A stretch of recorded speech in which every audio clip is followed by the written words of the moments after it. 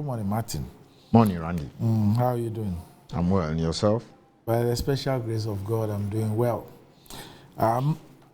We've been looking at a decade of local content and local participation in the mining sector. And I see that we now have, as at last week, we were looking at up to edition 4.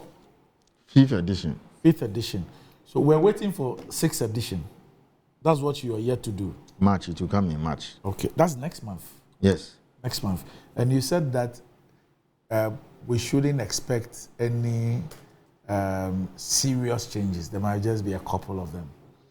Oh, it is serious, but numbers-wise, no. Okay. So, for example, in 2002,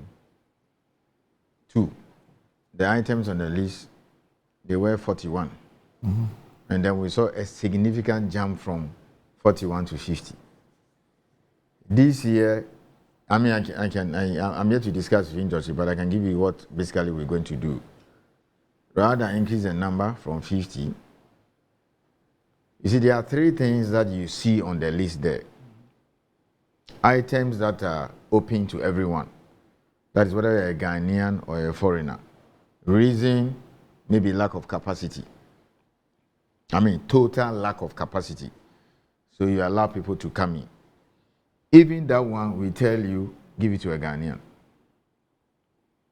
Then the second category is where we say, as for this one, we can do it. So 100%. Fully preserved. Then the third category is where there is some capacity, but if you are not careful, we might create a monopoly. Sometimes just one person or one company or 2. Reasonably, if I get 3 or 4, then we will, let's say, move from, let's say 0, or if you like 3, 4, or to like 20%, 30%, 40, etc. So we increase the percentage that you should give to Ghanaians based on capacity. Once there's capacity, we preserve it. The other one is where we open it. So you see some items on the list, 20%, some 30. Some will move from like finance and insurance. It used to be 20, we move straight to 60. So what is likely to happen now is that there are some areas we will increase it. Okay? You will see that. And then we've also discovered that there are foreign companies who have come to set up here. And then they are in a position to provide many of these items. So we are also going to, we're also going to restrict it. So basically, this is what we are going to do. So you don't see me increasing the items from beyond 50, but within it, we will change the percentage.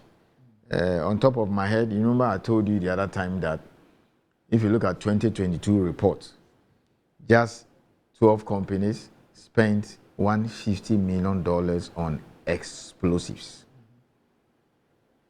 $150 million on explosives.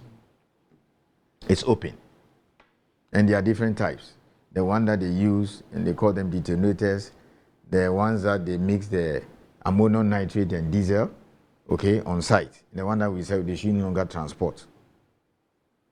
Okay? The emulsion. It's basically you mix ammonium nitrate and diesel.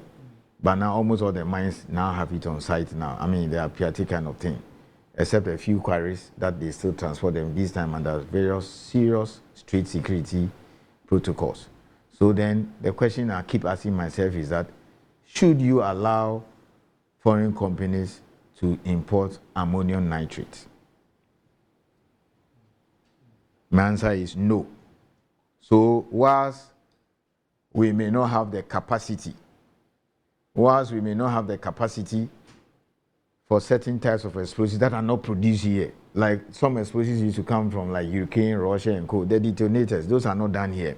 Maybe in the medium to long term, we need to see if they can manufacture them here. But so you have companies that have set up here that are in explosive space. Ghanaians have come in now.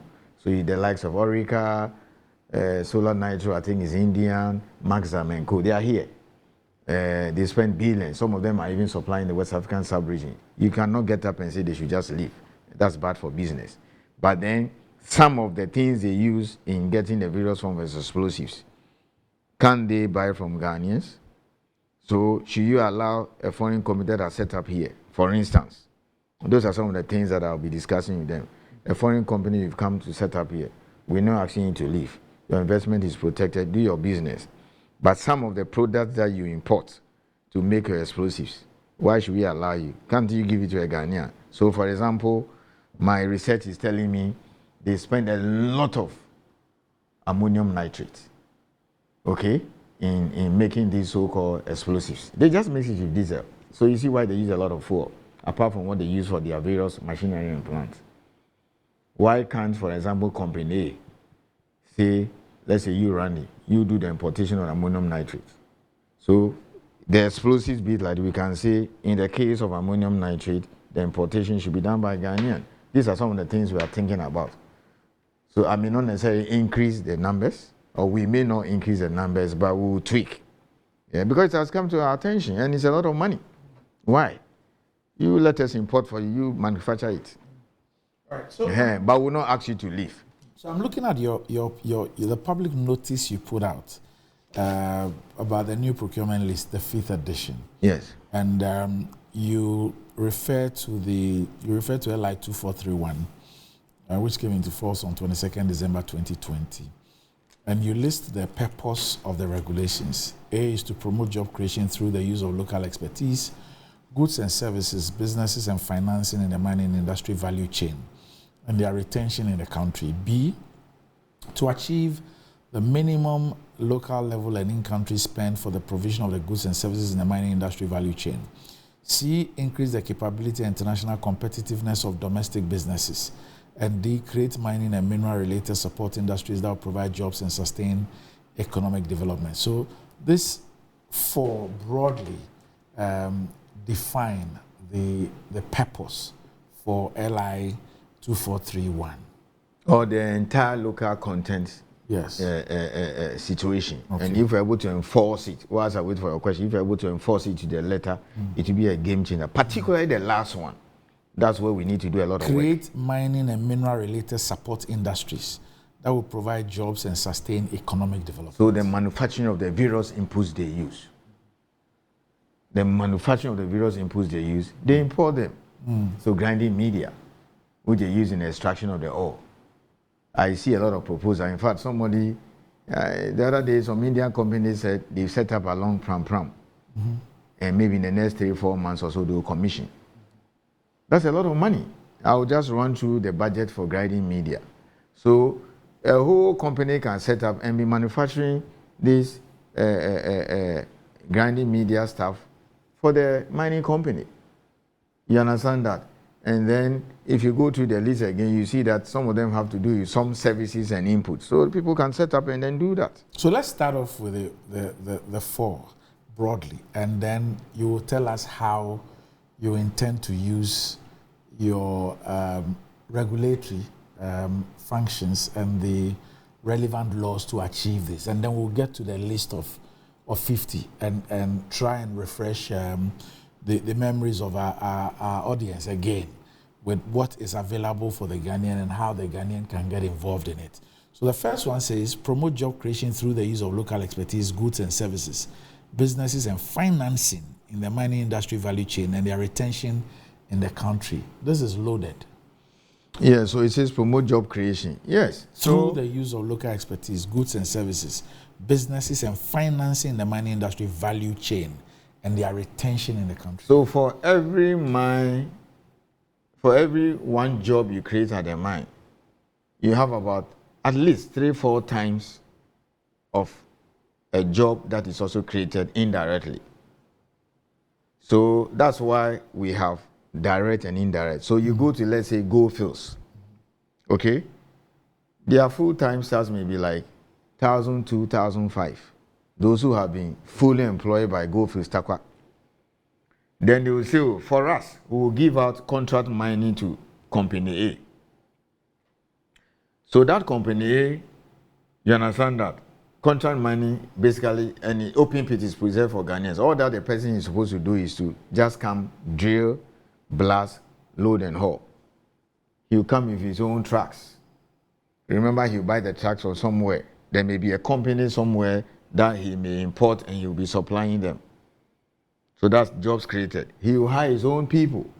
So maybe next week when I come, I'll show you the various figures for direct, because we'll move now to skills development. You see direct and indirect. So if you take one company like this, they have direct jobs of 1,200, the indirect about 4,000. All those 4,000, they are just providing various services. So the contract miner will bring his own technical expertise, hire his own workers, and bring them to the site. So that is that. You give out catering to a Ghanaian.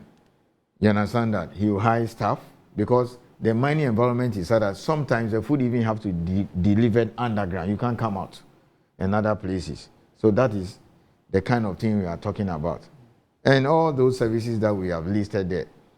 If now I'm saying that, look, we are thinking of, let's say, allowing Ghanaians to do the importation of ammonium nitrate. That's a job for somebody. Okay, that runs into, because the explosives thing is the DNA of mining, and a host of other services. So medical services, for instance. Okay, Newmont has close to about between 8,000 to 10,000 people on medical services. Remember, once you are working there, your spouse and children are covered. So when you give a job to a group of doctors, or even the person doesn't need to be a doctor, you can be that entrepreneur, set up a business and then hire medical doctors and co. All kinds of people, because there you have to be on site. They set up clinics, there, hospitals, and all the various allied, because, the injury and all those, so you have to be on site. Take there, in the forest or in some bush somewhere. So all those things, so that is job for somebody. Okay, 8,000 people on medical facility just in Newmont. You have created jobs for somebody. You remember, those people will also be buying. So you may have somebody, for instance, where company who has a medical, contract at Newmont, will now be, let's say, having a contract, maybe an chemist, Cantonment chemist or whatever chemist.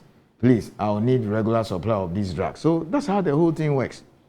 Okay, so if you're not careful and you don't have a foothold on it and do your proper research, the foreigners will get in. Randy, at a point in time, mining companies were importing bottled water. I was then a young lawyer, bottled water. And if you allow them, look, now you have several companies providing bottled water, Awake, whatever. I don't care whether even some of the companies are foreign owned. I think Awake is owned by this famous, well-to-do man who is doing very well, Casapreco. You understand that? And then now we have ICE also. I think is it Asamajan or something? Then I don't know who owns the. Yes, I don't know who owns the other two. The ones that people often use, Belacqua. Even if it's owned by a foreigner, he has set up here, you pay taxes. You see, so you just advert your mind to the quantity of bottled water the mining companies buy. It's just mind-blowing. That's the kind of thing we are talking about. So set up here, produce their Awake. Don't allow them to bring bottled water. I've been seeing some bottled water that some shops do sell. Okay? Yeah. So that is the kind of thing that we mean by the first one. Let's look at the second one. Create jobs. Achieve the minimum local level and in-country spend for the provision of the goods and services in the mining industry value chain. So 2 examples. In our list, we say that 60% of your insurance placement must go to insurance companies that are in good standing as per the rule or directive of the National Insurance Commission. You must spend. What about ownership? When you say 60%, what it simply means that the directors and shareholders should be 100% Ghanaians. Okay. So just give me 1 second and let me give you a simple report here. And then you can understand what I'm saying. So this is one company. The annual reports have started coming in. They have not more than 1 month at the end of the year to bring the annual report, which contains 3 things. The approved plan that you have with Minerals Commission. Are you following on the commitment that you have? So here's a company. The company is saying that for insurance services, okay, they've listed 2 companies here. For example, they have your Ghana Union Assurance, they have your enterprise, and then they put the figures here. The two together amounts to 2 million. So it means that this particular company is saying that I spent $2 million, not cedis, $2 million to insure all my assets, including my staff, at my mine. And he has given Minerals Commission not just a figure for the two companies that he has used, he's also giving us the name of the company. You know my job now, you know our job. My officers are poring over this to find out whether the 60% as indicated in the procurement list has been met. Yeah, so we'll just find out 60% of the $2 million. That's about how much? 1.2 million. So $1.2 million of these $2 million should have gone to insurance companies whose shareholders and directors are 100% Ghanaians. Now, these two he has provided here, when we check, and then we find out that at least 60% is not, they are not Ghanaians, that means that he has breached the law. So even if he should do 59, there will be a heavy fine. The less you do, the bigger the fine. So that's what we are doing now. We are going to check these two he has listed here. So that's how it works. That's our job now. It's just enough. It's not enough to just put this report away. Did you meet the 60% threshold? Compliance. And there's nothing here which this particular company, for instance, has told us that because of X, Y, Z, I didn't meet my threshold. So I'm assuming that at least 60% of the insurance companies listed here, are 100% owned by Ghanaians. Right. If not, they are in trouble. Okay. So the third one, increase the capability and international competitiveness of domestic businesses. Randy, you got to look beyond Ghana. For example, one of the cardinal principles or one of our mining policy is not just to attract investment in Ghana.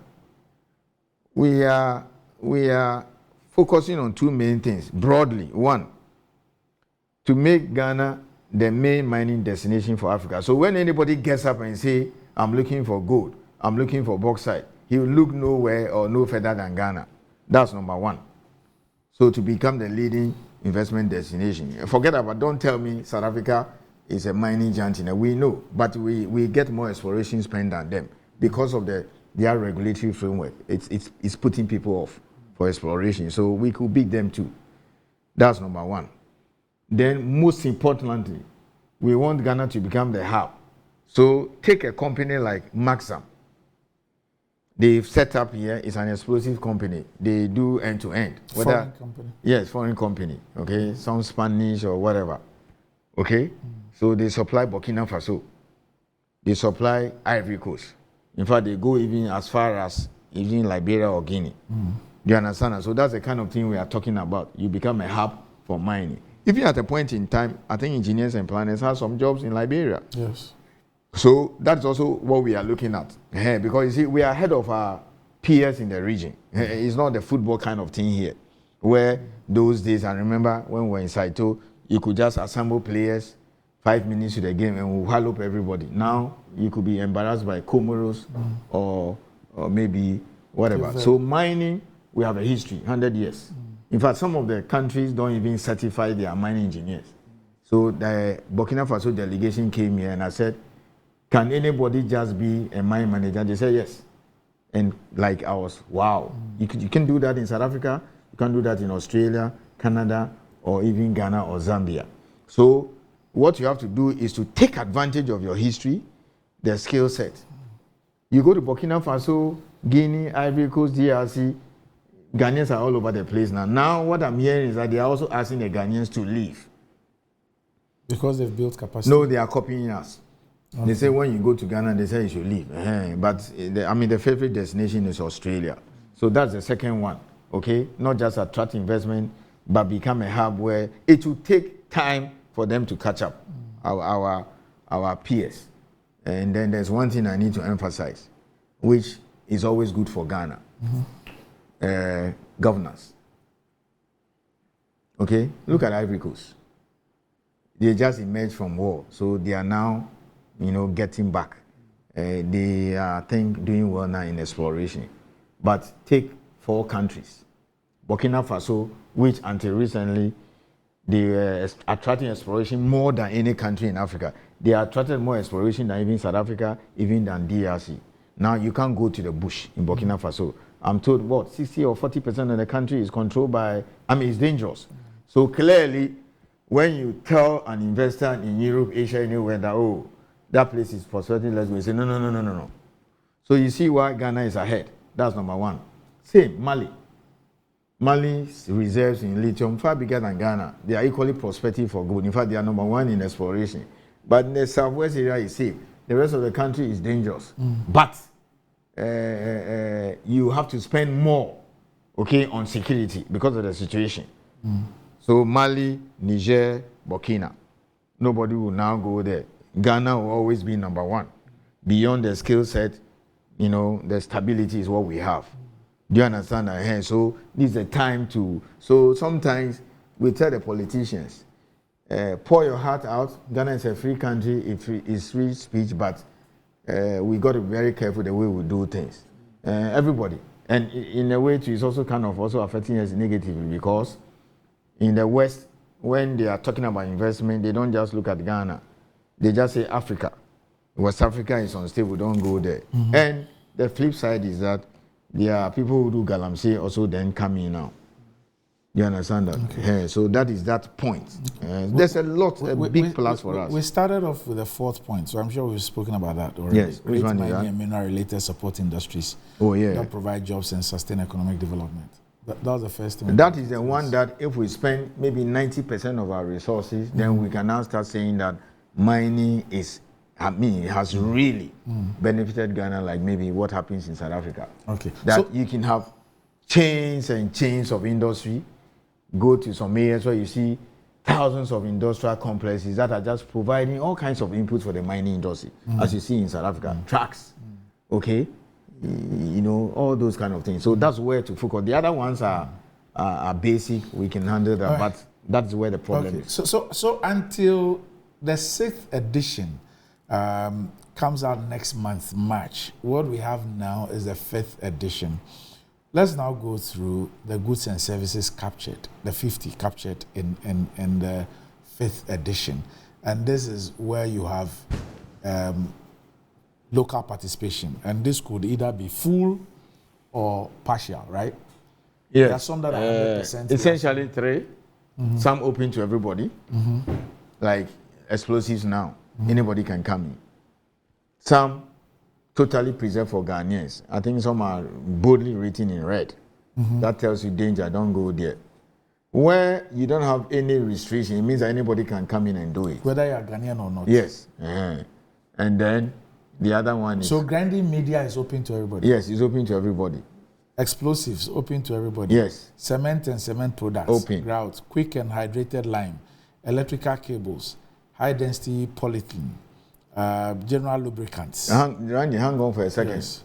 Sometimes people will say, why do you open? Yes. Let me repeat. I keep saying this. Maybe you will remember, but let me just remind the general public. Yes. In the area of manufacturing, we are very careful. Randy, you can't go out there, ask for investors to come in. People come and build processing plants or industrial plants, $50, $100 million. Then you just get up and say, oh, this one is for Ghanaians, so get out. Nobody will come to your country again. So the manufacturing bits, if you look at the list, some of them are some kinds of inputs and bolts and nuts and all those things that people use here. Maybe what I can do, okay, and you also have to be very careful. You are not driving away the foreigners, but maybe a certain percentage should go to the locals. But you also have to be very careful. Especially when there's demonstrable capacity. Yeah, when there's demonstrable capacity. So I always keep assuring the industries that, look, in the area of manufacturing, we will not just change the rules overnight. So what it means is that in all of this, we are yet to okay, so... Just count so the items that are preserved for Ghanaians. Okay, so there are general lubricants. But here you say incorporated in Ghana with exclusive Ghanaian directors and shareholders. Yes. General lubricants. Then you have retrading of tires. That's so let me explain. So when you take general lubricants like this, it means that you cannot ask Total you can't give the job to Total. You can't give that job to Engine. You can't give that job to Vivo. You can only go to the likes of maybe Zane, because I remember they are registered with us, Gaso, and then the state-owned one. What is the name? Goyle. They came back fighting and said Goyle is not 100%, it's 99%. I said, well, that is the state. Yeah, Goyle is listed on the stock exchange. Yes, okay. But Total is also listed, and they have 4,000 workers. But the difference is that they will take their money out. Goyle, the money will stay here. You don't even care if you have foreign shareholders who will take their money away? No. If we have capacity, we will not allow I'm saying you. that you don't even care if Goyle, for example, has foreign shareholders because it's listed on the stock exchange and the shares are open to non-Ghanaians. So now you see why I'm happy you asked this question. You now see why when we were discussing the lithium thing, one of the things the president asked us is that ensure that when you go to the stock exchange, you don't have foreigners rushing in to come and buy. Then he even said a thing, look, Mr. Minister, Martin, then it's as good as not doing it, because why do you go and float on the stock exchange, millions of dollars, then foreigners come and buy? When there's a problem, they pull their money out. You see the difference now? Yes, that was one of the... I just asked a question. Yes, that is, so that's my answer. So my point to you is that if, for example, okay, not example, the fact is that Total Ghana is listed on the stock exchange. I'm a Ghanaian. I go and buy shares in Total Ghana. Goyle is also listed on the stock exchange. A German goes to buy shares in Goyle. Now, by your directives, Total will not be able to participate, although he has Ghanaian shareholding. But Goyle will participate, although it has some foreign shareholding. Oh, what is the percentage? Now I'm asking if you go in to check all of this. No, but I think Goyle is 99% something, because one of the arguments we were coming, why are you allowing Goyle when it's not 100%? But Goyle is over 99 point something. So you've done the checks? Yeah, we've done all those checks. I mean, that we've gone past that debate. But Randy, before you ask the next question, let me let you understand this, and I think you know. Every country has its own interests. Yes. And they have what they call national security, strategic assets, economy. So maybe until recently, I think Obama, I don't know whether they've gone back to it. You know, US, they don't export oil. Yes. You understand? Yes. They do that for a purpose. Yes. No foreigner can go to Russia and apply to do exploration or mining for uranium. Yes. They will not allow you. Yes. Okay? Yes, because, you know, Russia is a nuclear power. So we also should be able to get up and say, oh, in this particular sector, there are billions out there. So it's either, and you do it in three ways.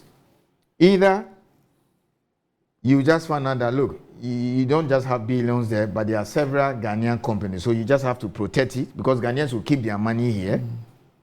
That's number one. Or even where there are no Ghanaians there, because it involves a lot of money, you must make a conscious effort, okay, as Ghana government, okay, and then create opportunities for people to, you know, Mohamed Matia or Matia, that Malaysian Prime Minister, okay. So even where we don't have capacity, over the period, you have to introduce policies to push Ghanaians in that area, because it has become strategic for you. So I see bolts and nuts. I see crucibles. I see plastic sample bags. I see calico bags. I see bullion boxes. I see chain link fencing, wire netting, barbed wire, etc. And these are not restricted to Ghanaians. No, they are restricted. But sometimes they are. I mean, what annoyed me until recently was I saw that, is it plastic bags or something? Calico. This particular one, that's what even made some of us cringe. Overall and wear clothes. Until 2 years ago, it was just on the list like that. So we stopped it. I mean, these are things that could be done locally. Overall and wear clothes, this is the way the miners dress. But Randy, again, a little bit of advice, or let me say this publicly. We shouldn't be fixated about the fact that maybe I have increased the list from 50 to 100. It is not the number. Yes, numbers are important, because then you tend to capture more goods and services. So when, for example, Minerals Commission decide to increase the items from 50 to 100, we should not necessarily celebrate that, oh, now 100 items. No. You have to look at the quantitative must be complemented by the qualitative.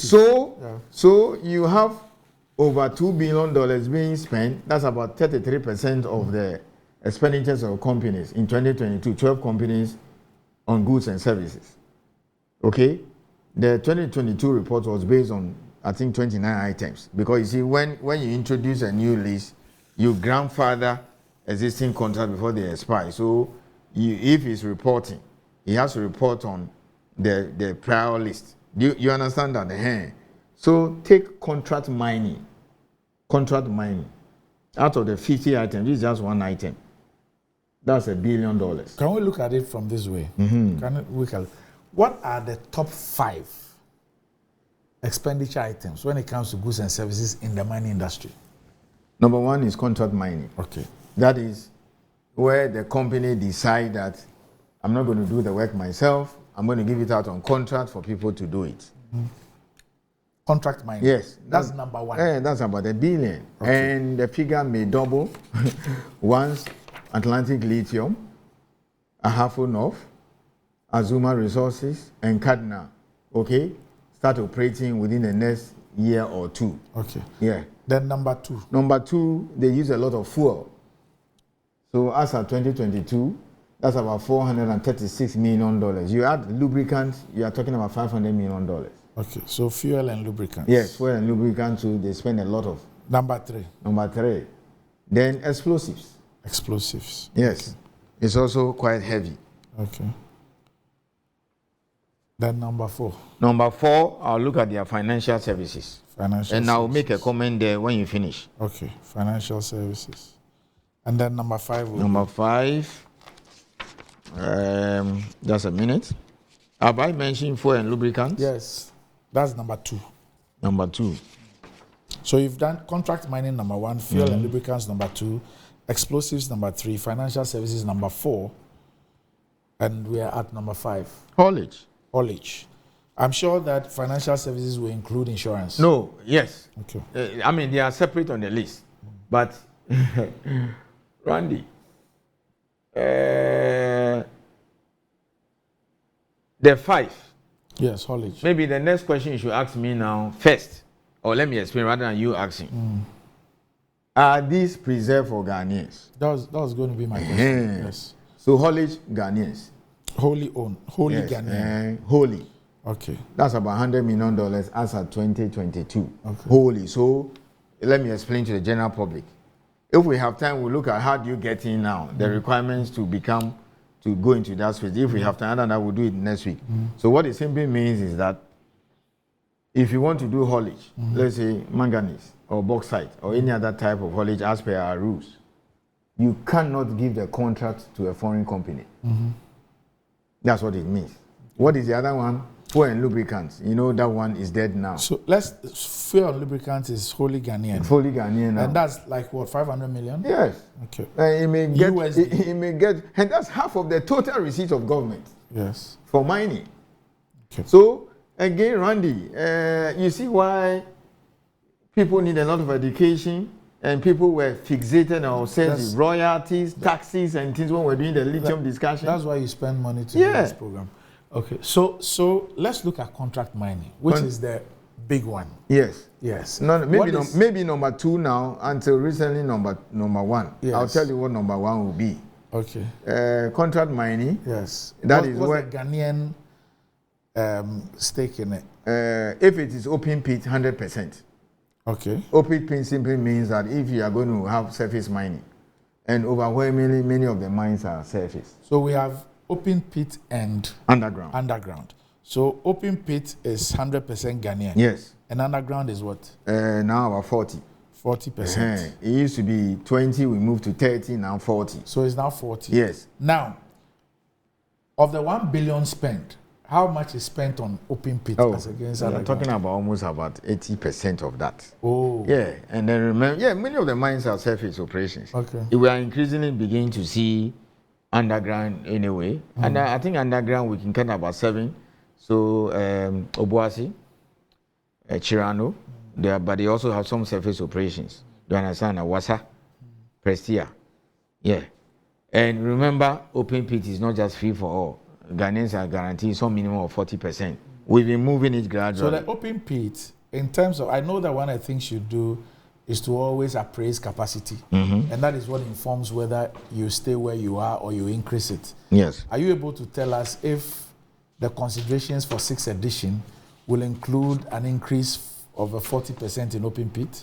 Yeah, so we are just going through the results of the what do you call it, the research we have done to inform my meeting with the industry next week or so. So let me just, I don't need to mention a company. Yes. So this is the 2023 report of a very big company, Contract Mining. They gave it to 2 companies that are there. They spent 357 million. So let's say they spent $358 million. Okay. Yes, 1 year. The 2 companies are Ghanaian. The 2 companies are Ghanaians. Okay. 100% Ghanaians. Okay. Do you understand that? Okay. That's just one company. Okay. And this is a third of government receipts, everything put together. So your whole, so I keep telling, I keep making this case that, look, if 99% of all your efforts will be focused on local content, how they raise the money locally, okay, ensuring that the inputs are made here, do you understand that? Then you won the battle. Let's move on to explosives. How much? So one question for you. Yes. So it means that because this company, a foreign company, used to do the contract mining. Yes. So it means that if we had not changed the rule, this money will be going it will go outside. Yes. So explosives, how much? Explosives is 150. $150 million. Yes, 2022. Yes. That's 12 companies. Okay. We not included quarries and other ones yet. Okay. At this stage, I may not be able to break it into 2, like how much of that went to like ammonium nitrate. Because even some of the explosives, as I said, they have to mix ammonium nitrate and diesel and all, all kinds of things. So this is a place where we still don't have serious local capacity. We have. So I'll give you an example. Okay. Some areas no, because some of the items are totally important. They are not manufactured there. Like maybe next week I'll bring not live ones. You bring explosives here? No. The ones the inspectors use for training.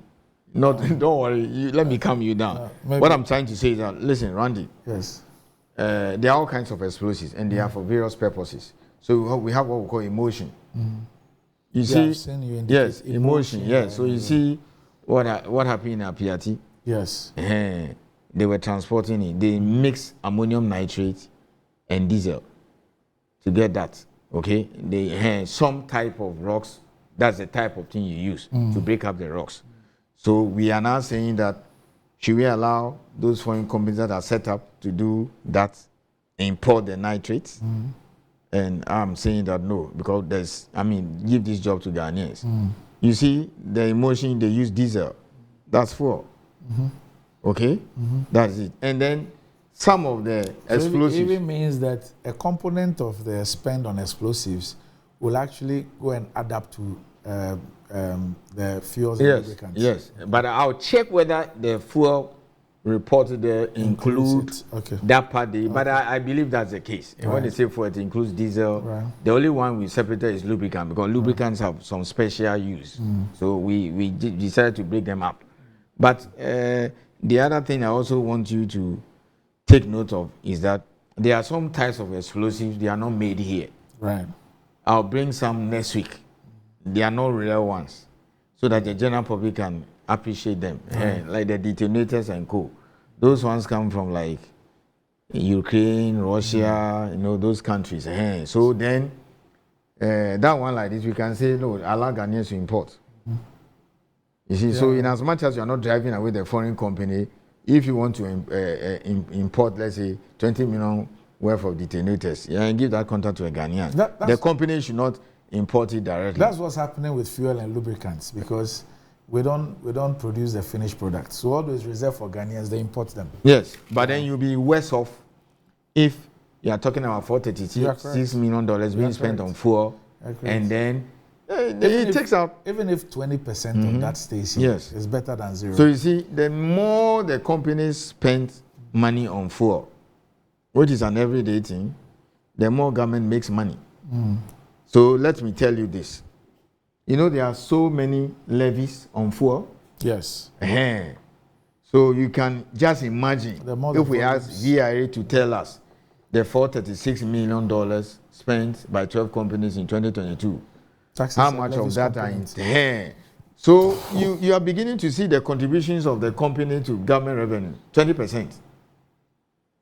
And for me, the bigger picture really is also how government looks at this, and uses that to inform policy. That's what we do. Yes, in terms of the mining sector generally.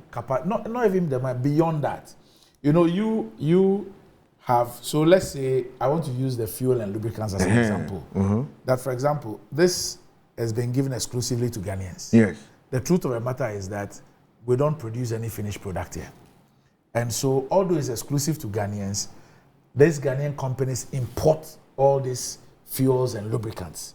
My point is that data like this must then inform the need to have that capacity. So I understand you now. Yeah. So basically what you're trying to say is that the mining companies, just 12, spend $436 million on fuel alone, no lubricant. If you add fuel, you get into $500 million for their operations. Maybe perhaps 200 million of that were imported.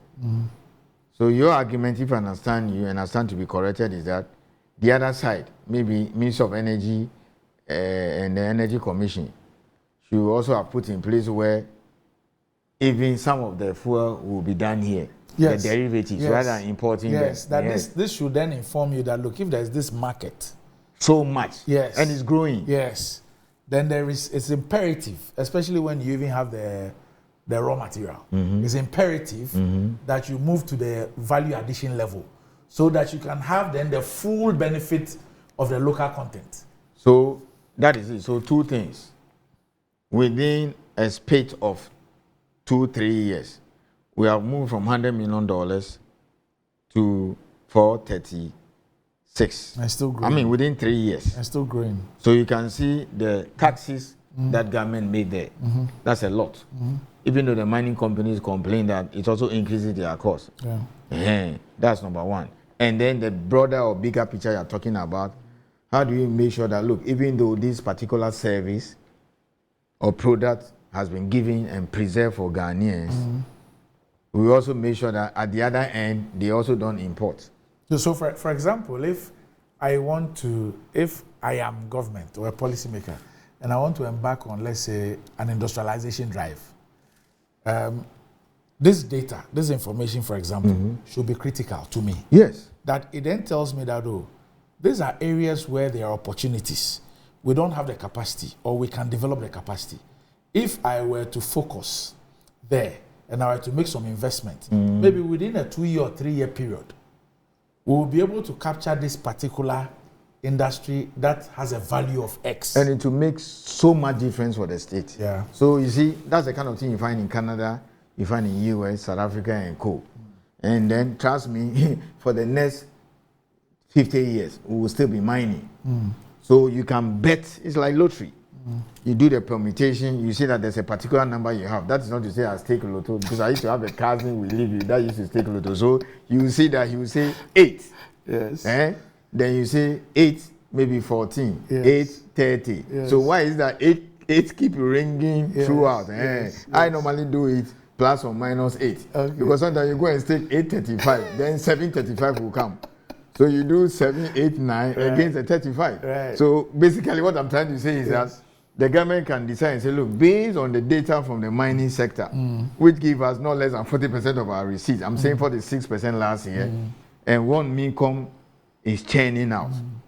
And the fact that for the next 20, 30 years. So look, Randy, I'm going to give you 2-3 years, okay? You find out. I may or may not be there. You will see that $1 billion will be spent on fuel by the mining companies. Yeah. So then, maybe about $600 million of the $1 billion are just fuel derivatives that you import. So then, can government make a conscious effort and say, look, if Minerals Commission is telling me that the mining companies alone, remember there's retail, alone is bringing $1 billion. Now, these are the type of fuel the mining companies use and their derivatives. Can we ensure that because of the contribution of mining, as far as fuel and lubricants are concerned, everything that goes in there and the byproducts and the derivatives will do it 100%? So that we will now have to come out. So you see, and maybe that's what we lack in this country over the years. I mean, since independence. But in other countries, that's what they do.